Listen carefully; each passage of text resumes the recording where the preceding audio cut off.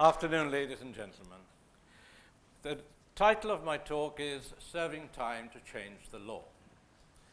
Now, I wasn't the only one to change the law, and I wasn't the only one to serve time. Alfred Cortes also went to jail, apart from me. And the whole campaign was much larger than what I'm going to talk about today. I'm just going to talk about my imprisonment for a month in December 1970, a very emotive time. Alfred was the first one to go to court. He went to court sometime at the end of October, and he got sentenced £10 fine, 3 months in which to pay, or a week in prison. Now, I received my summons sometime in November, and I went for my hearing at the beginning of December, on the 7th of December. I won't go into the ins and outs of the actual court case, which was very interesting and at times quite funny. But all I'll say is that my sentence was a £25 fine, a very hefty sum in 1970. That's nearly 50 years, half a century ago. £25 to be paid forthwith or a month in prison. Now, the minute that sentence was pronounced, I shot up and said, I'm not paying on principle. I go to jail. Now, the magistrate nearly choked. He shot up and shot out, declared the session closed, and all hell was broke loose in court. There was pandemonium, there was stamping of feet, there were catcalls, there was shouting, there was booing from all the supporters. The court was packed at the time. I was shunted into one of the side rooms, the lawyer's room, and they spent about 20 minutes trying to convince me not to go to jail. Now, Alfred and I were both adamant that if we were sentenced, we would not pay the fine and we would go to jail, an act of civil disobedience, which always produces very quick and good results, so long as it doesn't infringe anyone's rights, or it doesn't harm anybody except yourself. So after spending a fruitless 20 minutes trying to convince me, they gave up, and I was put into a police car and taken up. Now, by the time we got there, the police were so flustered and so nervous that the first thing the superintendent of prison asked for was the court order or the warrant, whatever it's called, confining me for a month. They'd forgotten it. They'd left it behind. Such is the efficiency at times. So they had to be sent back for it. And in the meantime, the superintendent, very big man, 6-footer, large, came up to me in a very fatherly fashion, put his arm around me and said, "Nanne pisha, tu que haces aquí?" Now, he floored me, because after the gravitas of the court, where everything was so serious and cut and dry, to have this man speak to me like this, and he spent the next 20 minutes trying to convince me that I shouldn't stay in jail. Fruitless. Anyway, the police turned up with the paper, and I was formally admitted. And of course, I was led to the superintendent's office to be formally admitted. And here was the same man who had been so fatherly, completely schizophrenic. Here he was, sitting behind a desk, wagging his finger at me, saying, "You will behave in my prison. I run an orderly establishment. I will brook no nonsense, otherwise I'll land on you like a ton of bricks." So I said, "I don't want you to treat me in any way other than what you've treated other prisoners." And he said, "A week in solitary. Those are the regulations." Whenever you ask a question in jail, that was the answer they gave you, regulations. So anyway, I was taken by a prison officer up one of the patios. Everything was on a slope in Moorish Castle Prison.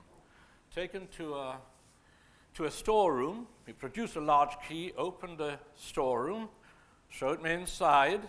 There were no windows there. Very dim, just one light bulb hanging from the ceiling. And I noticed that he locked the door again. Now, I was 24, very green. I had read widely about prisons, thinking that that might be what would happen to me. And I had read about Alcatraz, and about St. Quentin, and Holloway Prison, and you name it, I'd read about it. And I knew that young blokes had a very tough time with the older prisoners and with some of the unscrupulous prison officers.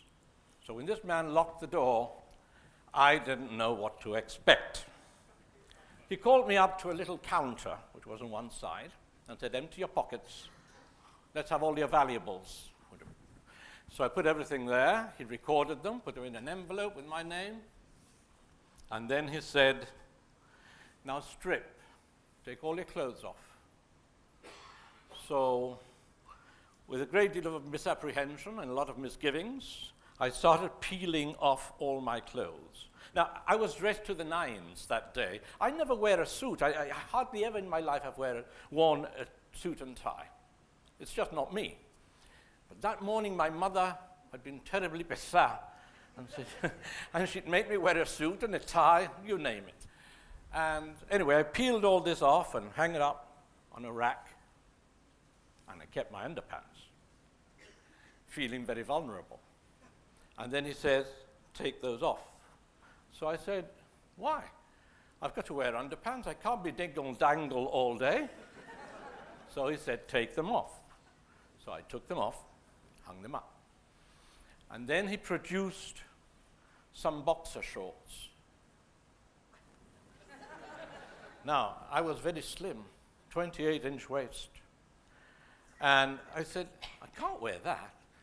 They just won't stay up. He said, tie a knot on one side. And when I opened them, I'm not kidding, they were full of stains on the back. And full of rings of stains on the front from urine, sperm, or whatnot. And they were clean, so he says, and they were pressed. But the stains were old stains. They had been there for years. So anyway, I put them on, vowing to myself that the minute I walked into the cell, I'd take them off. Then he gave me my bedding and took me up to the cell. And there I spent a week in solitary. A week in solitary means you just don't go out at all. At least not then. I don't know what it is like now. All you go out to is at 8 o'clock in the morning, when you're allowed to take your slops out to the latrine. That's all.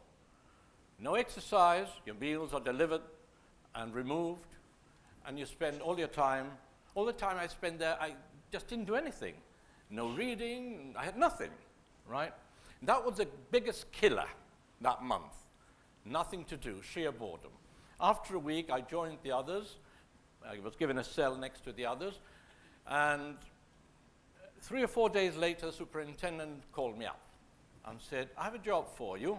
He was beaming. He had discovered America. He said, I have a job for you. I said, yes. He said, took me down to a room, 3 by 2, 3 meters by 2, with a huge table there. You had to sidle your way around, full of shelves and full of books. But the funny thing was, the books were covered in brown paper. Now, I thought it was a room where they kept archives, records of some sort. So I said, what's this?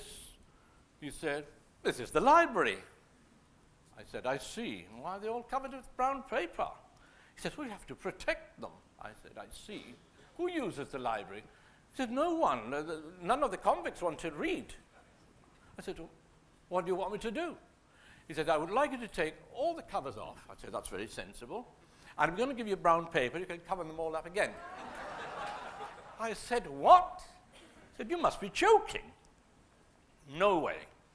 So he was rather put out by the fact that I said no. So he said, go away. So as I was going out, I turned back at the doorway and said, could I make a request, please? I have been doing a correspondence course for the last 8 months. Could I carry on with it? Could I have the course and the book sent up from home? He says, oh, we'll see about that. What is it, English, Spanish, maths? I said, no, it's ancient Greek. He says, what? He said, I've been learning ancient Greek to be able to read Homer, the Iliad, in the original language. He said, well, that's going to be a problem. I said, why? He said, because it's got to go past the censor. I said, who's the censor? He said, me. I said, but look, it's only to do with the Battle of Troy, which took place 3,000 or 4,000 years ago. There's nothing revolutionary about it. He said, oh, well, we'll see about that. And I went away. 3 days later, the books were sent up. One of the high points was the fact that on the second week was a terrible week weather-wise. It had been raining all week, and a storm had been brewing up. And that particular day, the wind had been going like nothing on earth, hurricane wind. And by the time 8 o'clock came, we were all very happy to be locked up in our cells. It was raining cats and dogs torrentially. And what do you know? We went to sleep. At 2 in the morning, the cells were banged open. All the doors were banged open. We were all ordered to go to the common room, which was a tiny cubbyhole. To get to the common room, we had to cross a patio longer than all this. So by the time we got there, we were drenched.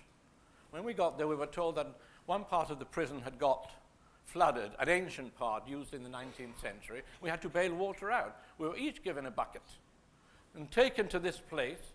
3 of us had to stand in water up to here and pass a bucket of water in a chain to the others. And the men were grumbling, we were all grumbling, and I said, I'd had enough. And I said, look, stop. Put your pails down. We're doing no more. So the 2 duty officers started shouting at me, we give the orders, not you. I said, not now. I said, I'm afraid we're not doing anything else. The minute I walk out of here, I've already got programmed to tell an interview with GBC TV, one with the Chronicle and one with Gibraltar Post. I will expose all this.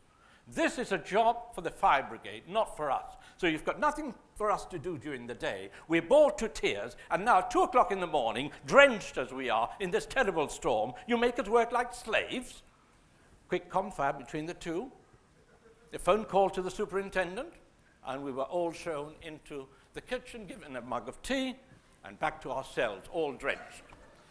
That night we all slept naked, obviously, because we had no other clothes. And that was it.